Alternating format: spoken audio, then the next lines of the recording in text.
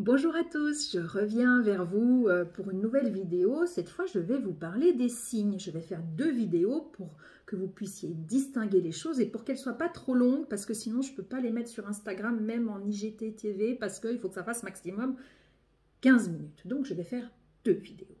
Donc, la première sera sur les signes que l'on peut demander, en fait, que l'on peut attendre d'une personne décédée. Parce que c'est quelque chose qu'on me demande souvent.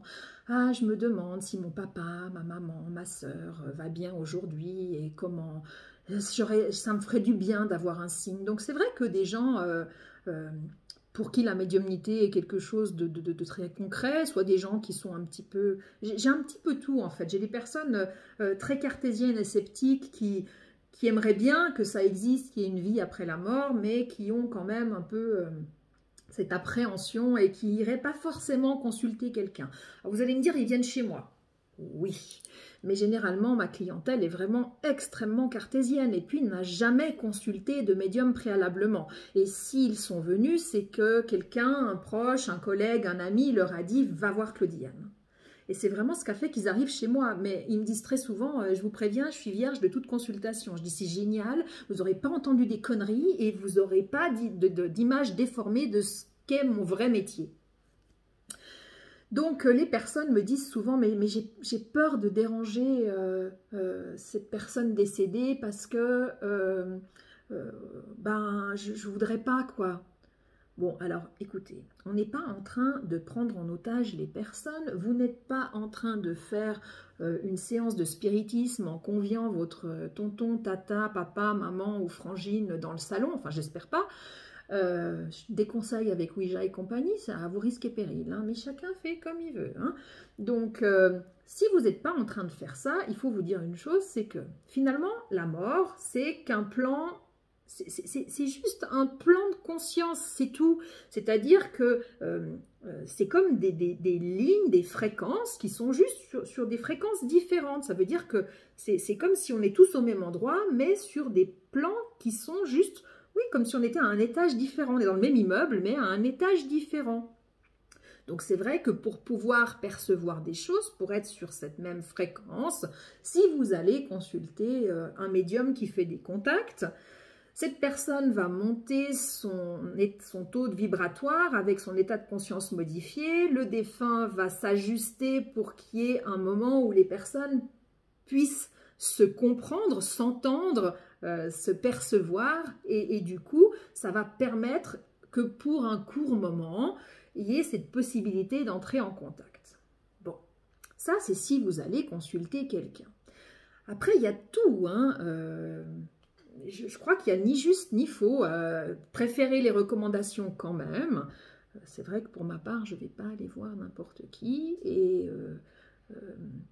il va falloir vraiment quelque chose d'extrêmement précis et significatif pour que j'entende. C'est-à-dire que si c'est quelque chose, si le discours que l'on me donne, que ce soit dans une séance... je dirais auprès d'un médium pur pour faire le point, parce que les gens comme moi, on a aussi besoin de faire le point, et le problème c'est que nous, on ne sait pas trop où aller à force, c'est un peu compliqué. Et donc ça permet de voir les choses, et puis sinon, vous pouvez aussi faire, j'ai perdu le fil, vous m'excusez, hein, c'est pas grave. Sinon, en fait, vous pouvez aussi donc aller vers quelqu'un de confiance sur recommandation, ou alors si vous voulez chercher quelqu'un sur Internet, alors prenez la peine de vraiment chercher, de regarder ce qui est dit sur cette personne, comment elle fonctionne, de voir s'il y a des avis, etc. Donc c'est vrai que pour moi, il me faut vraiment des preuves énormes. Il faut vraiment que ce qui m'est dit, ça soit impossible que la personne le sache. Il faut que ce soit très pertinent. Et généralement, avant d'aller voir quelqu'un, je me dis au cas où ma grand-mère serait là, parce que moi je ne demande jamais un contact, c'est vraiment très très rare. Si on me dit tu veux un contact ou voir comment ça fait, je dis mais je laisse venir ce qui vient. Donc, mais je dis toujours à ma grand-mère, parce que comme c'est toujours elle qui vient, grand-maman, si tu as quelque chose à me dire, moi j'ai besoin de savoir ça, ça, ça et ça.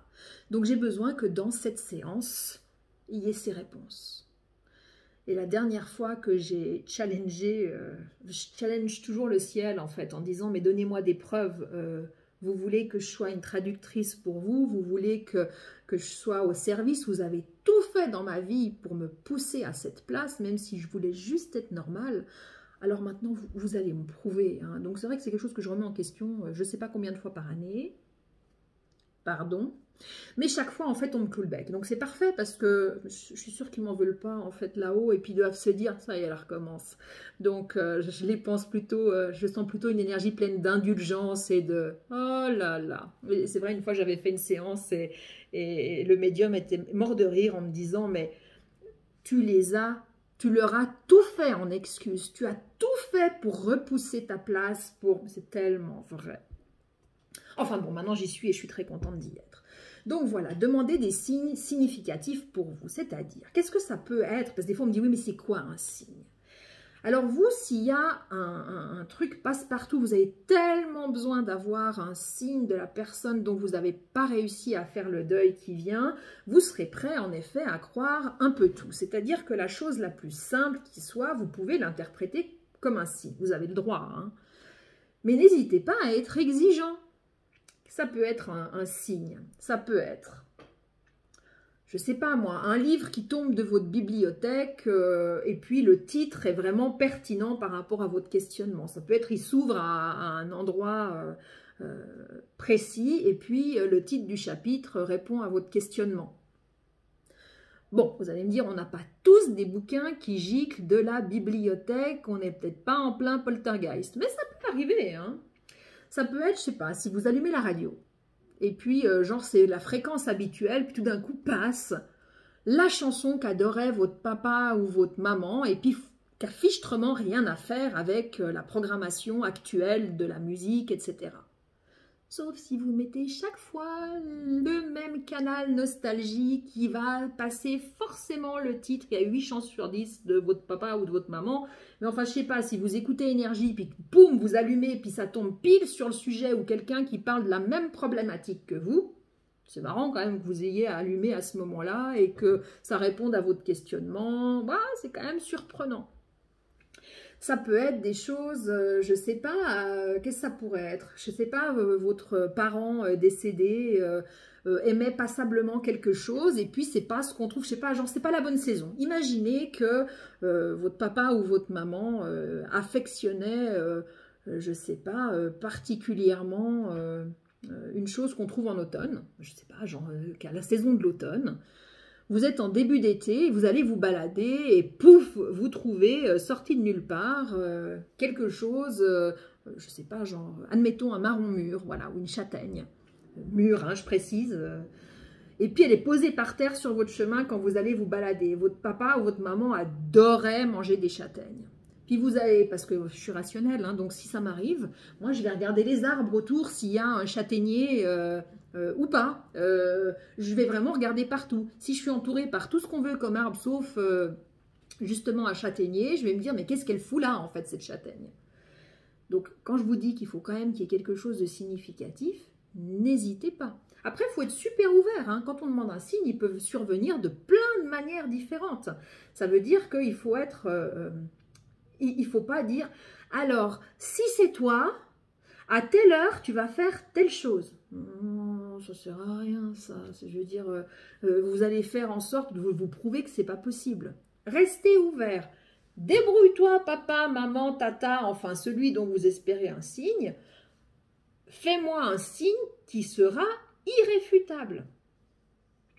Peut-être un bouquin qu'on vous offre, pardon, avec votre questionnement actuel. Ça peut être, je sais pas, on vous offre un livre, la personne ne sait rien de vous, puis c'est le prénom de votre parent décédé.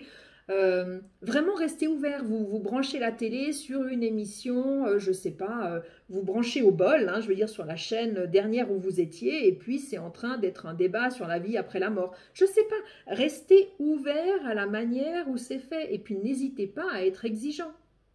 Il n'y a pas de mal à être exigeant. Alors c'est vrai que moi c'est un petit peu de la triche, parce qu'étant donné que je sens sur mon corps physique l'énergie de ma grand-mère, sur ma cuisse droite, et puis le glacé en fait qui est là en étant décédée, alors c'est sûr que quand elle est là, j'ai pas de doute, hein. Comme j'avais déjà expliqué que je sentais les décédés derrière mon épaule droite et ma grand-mère sur ma cuisse gauche, c'est vrai, moi je sais forcément qu'il y a un décédé ici, forcément. Un truc qui m'était arrivé qui était assez drôle, c'est que moi mon grand-père, donc il m'a aussi élevé pendant 3 ans avant de décéder.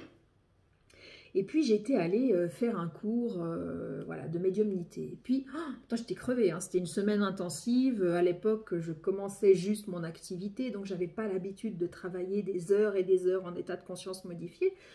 Donc c'est fatigant, parce que finalement, de percevoir une bricole, beaucoup de monde peut le faire. Mais de maintenir un état de conscience modifié pendant des heures, ça, on n'est pas nombreux à y parvenir.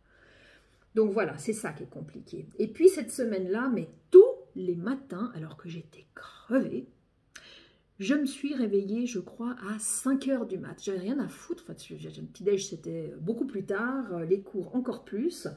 Et je me disais, mais c'est impossible que je reste dans ce lit. Et puis comme j'étais pas seule dans la chambre, je voulais pas commencer à lire un bouquin, à faire chier le monde, parce que j'ai horreur si on me fait ça. Donc, tous les matins, j'allais regarder le lever du soleil et puis je m'asseyais sur un banc dans la rosée, je regardais la nature, enfin bon, c'était assez chouette. Et donc, moi, mon grand-père, vous pensez bien, vu qu'il est décédé quand j'avais 3 ans, bien que j'ai expliqué à ma mère qu'il ne fallait pas qu'elle s'inquiète parce que son papa était décédé, mais qu'il allait bien et que tout allait bien se passer. C'est très normal pour un enfant de 3 ans, vous êtes d'accord? J'ai pas de souvenir de mon grand-père, j'ai juste les photos que j'ai vues de lui. Donc, comment il était? Moi, j'ai vécu pendant 15 ans avec ma grand-mère, donc ma grand-mère, je sais de A à Z comment elle est et comment elle fonctionne.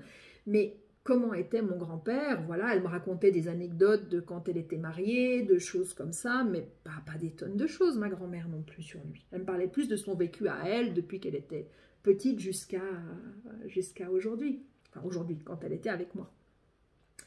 Et cette semaine-là, donc tous les matins, 5 h, levée comme un teckel, épuisée de ma semaine de cours, épuisée du manque de sommeil.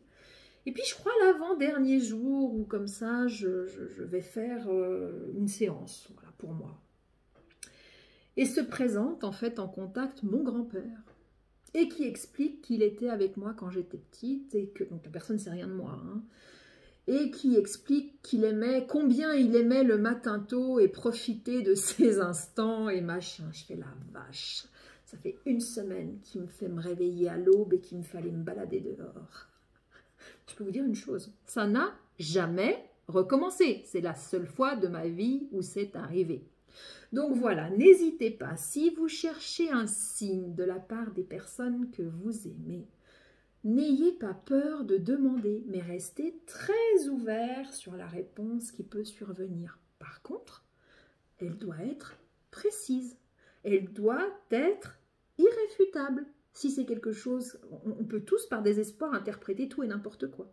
Mais là, il faut vraiment que ça vous parle. Et sachez que celui qui demande obtient une réponse. Donc, si vous cherchez une réponse, n'ayez pas peur qu'elle survienne. Et plus vous serez ouvert au fait qu'elle puisse survenir, et plus la réponse pourrait être surprenante. Voilà, donc, bonne expérimentation. Vous ne dérangez pas le ciel tant que vous êtes respectueux, vous formulez une demande et il accédera à votre demande si c'est possible. Prenez bien soin de vous et très bonne journée. Au revoir.